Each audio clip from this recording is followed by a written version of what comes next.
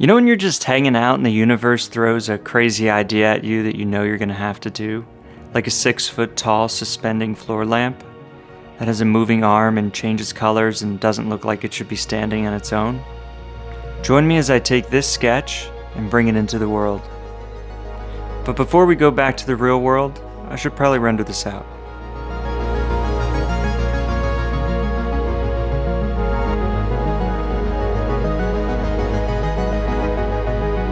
I'll be making this out of white oak, white concrete, steel cable pulleys, and of course, a muffler.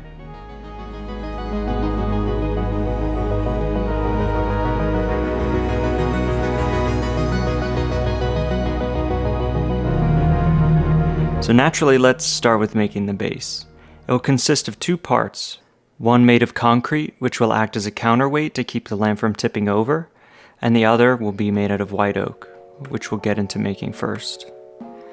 The entire lamp, minus the concrete and the metal, will be made from a single piece of 6/4 white oak. I cut the legs and the boom arm to set aside for later and process the board into 3 equal pieces to glue together. I pay extra attention to the grain patterns so that the final output will look like a solid piece of wood and show no glue lines. The dowel joinery you see me using isn't necessarily structural, it just helps keep all the boards aligned and flat once I glue it up. It doesn't always glue up perfectly flat though, so I take some hand planes to it and flatten it out.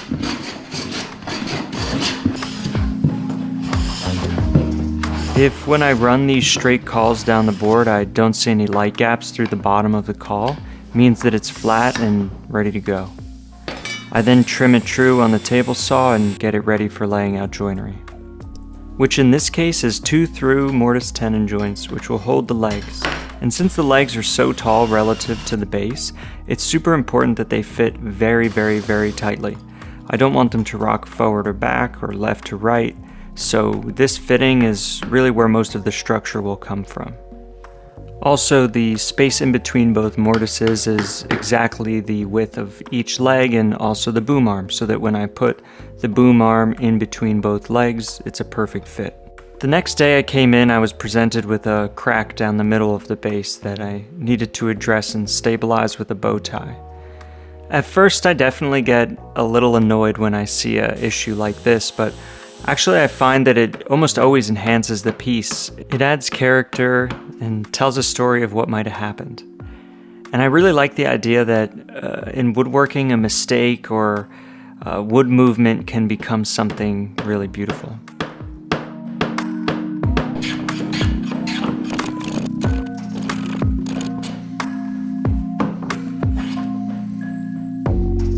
As much as I trust the accuracy of my mortise holes, I don't necessarily want that to be the only structural support for the legs, so I drilled a hole all the way down through the base, which eventually go through the legs and will accept a hardwood dowel that helps stabilize it further. Now it's time to make the concrete base, which, full disclosure, I needed to make 4 of these until I did it right and got it flat. I made a form with melamine and masonite. I used a mortar mix that was meant to be dyed, so it means that it was a little more white and cream than the average concrete. Once it dried, I released it from the mold, and I sealed it with a water-based polyurethane.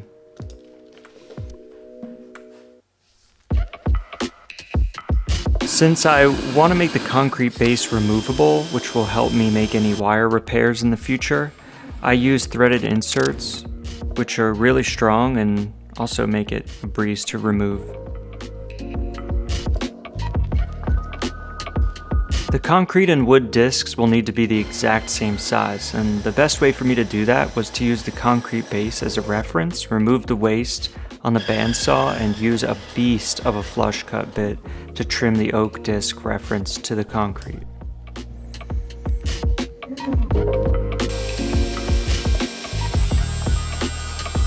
The biggest complication with this piece is that I'll need to hide electrical wires throughout the entire piece. So I drilled a hole for the AC plug cord and a channel underneath the wooden base for it to sit nicely within. Sand the edges, finish the top of the plane, round over the edges, and set it aside as we move on to make the legs, which are 2 long pieces cut at about a 20-degree angle 55 inches up.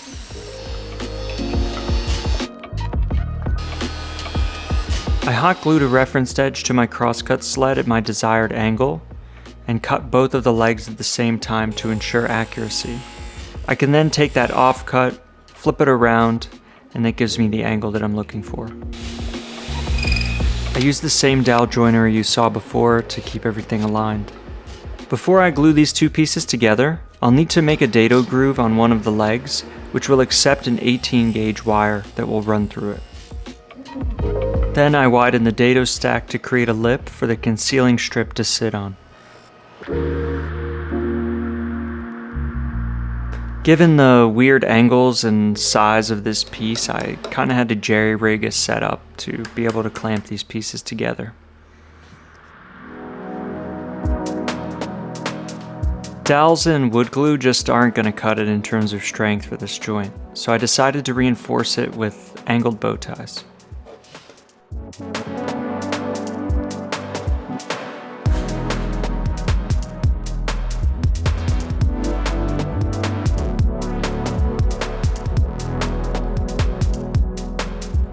I'm glad I did this, or I probably would have been really concerned about the joint's strength, but honestly, it came out really strong. I used a belt sander to profile the edges and remove some material from the top of the legs so that it can accept those steel ball bearings, which you'll see later. Now that I have everything glued together, I can fill in that dado groove with a small strip of wood. I cut it roughly to size on the table saw and then shaved it down with a block plane until it fit just right, and this was very, very satisfying. I glued and taped it down. This 18 gauge wire fits perfectly. And I can finish everything off by planing it flush.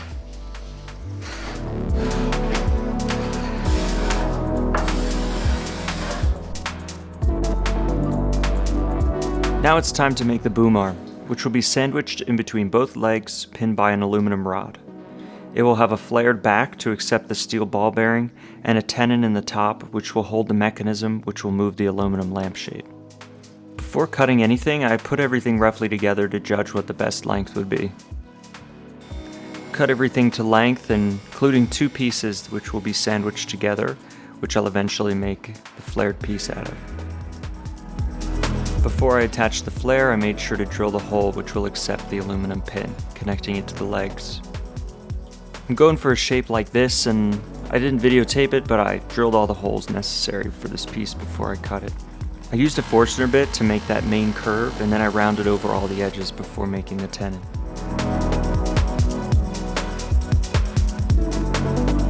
I use a tenon jig on the table saw to cut the tenon that will attach to the boom arm. I square the tenon with a chisel, I flip it over and I bring it back to the tenon jig to cut out that flared section. Pare it down with a chisel and smooth it with a card scraper. And I take the boom arm to the table saw and cut the receiving tenon, which the flare will attach to. Pare it back for a perfect fit with a shoulder plane and glue it up. Since there'll be a lot of downward force placed on the steel cable and the ball bearing, I decided to pin it with 4 oak dowels for extra strength. Time to move up the boom arm to a slot that will hold the steel cable, which will be made from a small mortise hole with a dowel down the center, and the steel cable will wrap around the dowel and be able to pull it at the right place.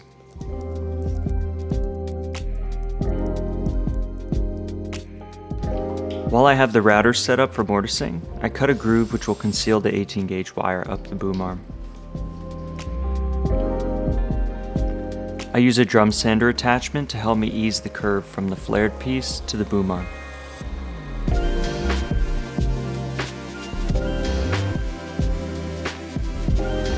Moving to the other side of the boom arm, I adjust the tenon, which will accept the piece which will swivel the lamp head.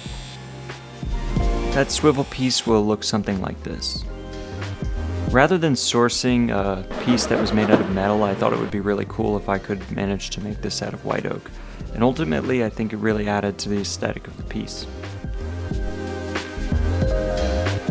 I used a drum sander to make the curve which fits the profile of the aluminum perfectly.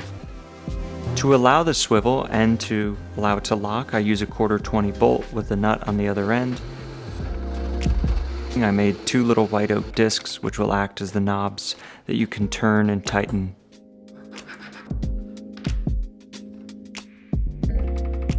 I attached the nut and the bolt to the buttons by chiseling out a section where the nut should sit and CA gluing it to the bottom so that when I turn it, it'll transfer all the load to the nut and the bolt. I didn't videotape it, but I added sandpaper to the inside of the tenons for increased grip. Let's switch gears a little bit and assemble the base to the legs. I start by drilling all the holes and then take a block plane and a card scraper to it, get it ready for finish.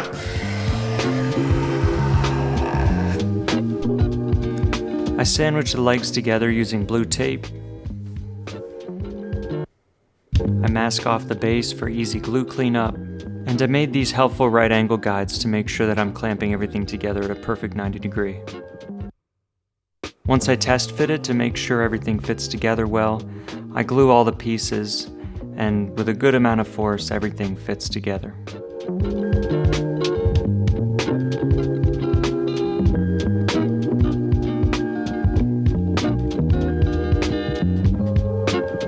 Triple, quadruple check for square on all sides, and this baby's ready to dry up.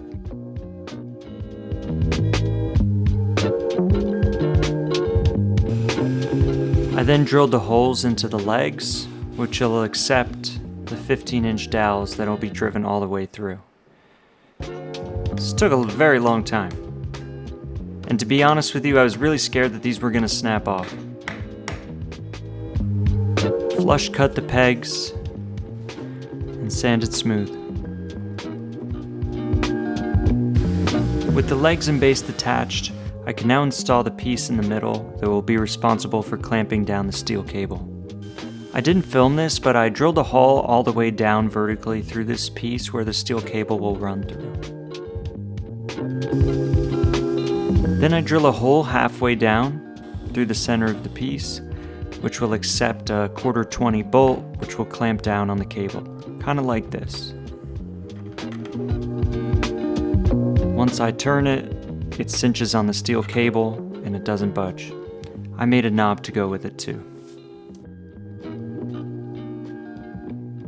Time to make the lamp head, which will be made with a white oak disc and a 4-inch aluminum cylinder, which I sourced from Amazon. I think it was an auto part, like an intercooler or a muffler. Anyway, it worked perfectly. The oak disc will be friction fit into the top of the aluminum cylinder via lip, created by making a circle about 1/2 millimeter smaller than the aluminum tube. Then I expand out the circle jig and cut all the way through. I cut the lip slightly smaller than the tube so that I could wrap electrical tape around it until I got the perfect fit. I clamped it down and flush cut the edges so that it matched the tube perfectly. The oak disc will house the porcelain socket which will hold the light in the tube. I chiseled out an area for the little metal prong that sticks out of the porcelain socket, and this will get hot glued upon installation. And drilled a hole down the center for where the cord will come out. Cut the tube to size and attach the swivel mechanism to the aluminum tube via 2 M4 threaded bolts.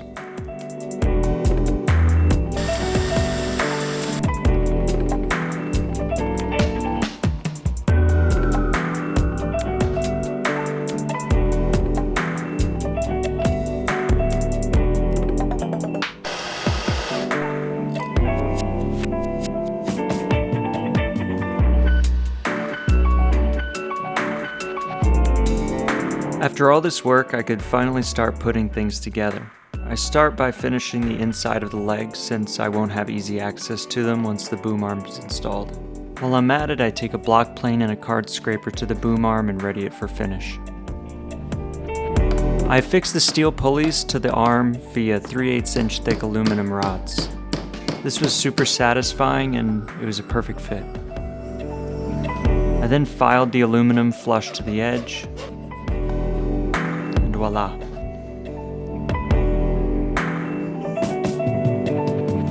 I finished the boom arm before installation since it'll be really hard to reach some of the areas. I attached the pulley wheel to the top of the legs. And since the piece will be pretty hard to work with once the boom arm is installed, I take this time to run the wire through the center of the legs. To do this, I ran a rigid steel cable down, tied the 18 gauge lamp wire, and pulled it through, making sure to leave enough at the end to run through the boom arm.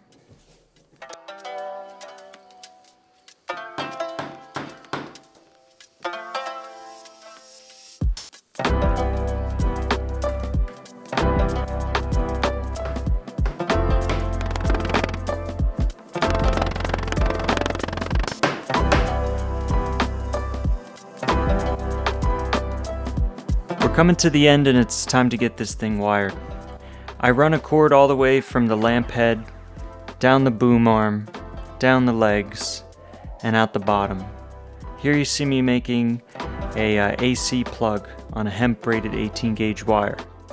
I then connected it to that lamp wire that ran through the middle of the piece. After all this work, seeing that light turn on was such a relief.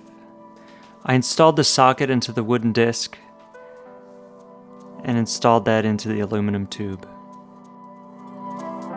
I was so paranoid anytime I touched this that I was going to disconnect something, but yep, still works. I sourced a 18 gauge hemp braided cord as the power source and left it super long. Now all that's left to do is to close up this wire channel. I did this the same way that I hid the channel in the legs.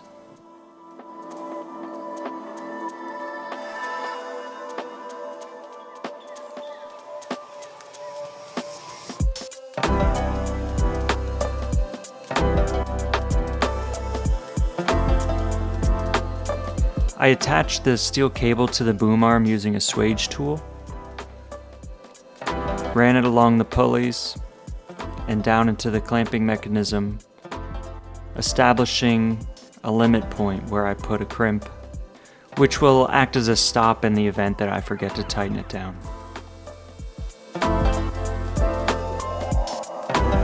No matter how much time, planning, or care I put into a project, I'm always shocked when it actually works. So at this point, I was happy that this thing didn't fall over. All that was left to do was to finish the rest of the piece with a hard wax oil.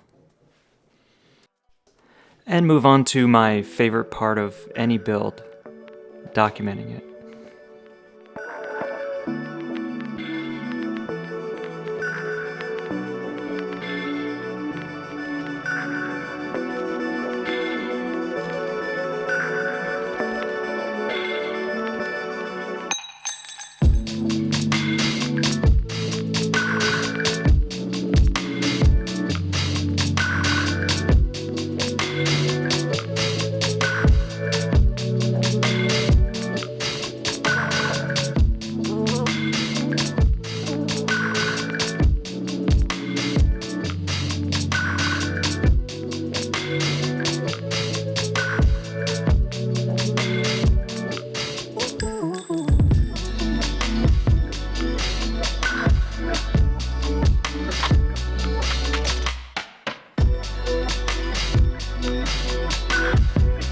I really appreciate you spending your valuable time watching me make this.